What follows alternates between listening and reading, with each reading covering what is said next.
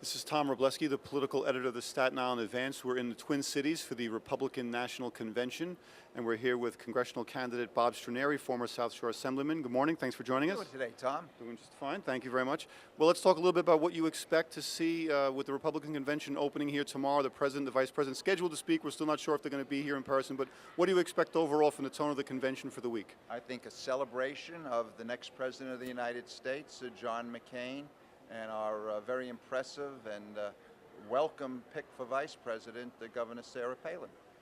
Now, Democrats obviously went hard after McCain, linking him to President Bush at their convention in Denver last week, especially on the economic front. Do you expect to see John McCain, give a little bit of pushback on that issue as well as on national security issues? John McCain will be articulate, knowledgeable, convincing, presenting programs and policies that are going to be responsive to the challenges on both energy and the economy that we're facing in this election. And his solutions will be well received by the American people because they're responsible, they're realistic, and they're right. The Democrats not focus enough on national security issues. Some Republicans have been saying that to us, that if you listen to them, it seems as though there's no war on terror and that 9/11 didn't happen. Democrats don't even understand there's a problem, so how could they provide a solution?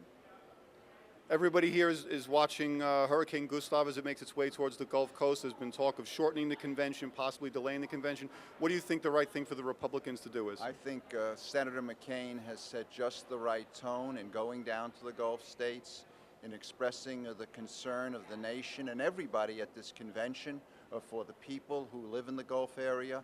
It appears to me that this time the federal government appears to be prepared and ready to act and do so in a way that will minimize and I hope have no loss of life and limit the amount of damage that the Gulf area may be facing. Do you think they should shorten the convention, maybe delay the convention, or maybe the president maybe shouldn't come? No, I don't think that would accomplish anything. Whether the president should or shouldn't come, I think will be determined as the events of today play out and just what may or may not happen in the Gulf region. Now remind me, don't you have a congressional primary coming up? Yes, I do, on September 9th, and I hope all the registered Republicans who live in the district will come out and vote for me. And yet you're here taking the time to visit. Do you feel pretty confident? I feel very good about the September 9th, and I think it's important to be here to help elect John McCain, the next President of the United States. Thanks very much for joining us today. Tom. Thank you.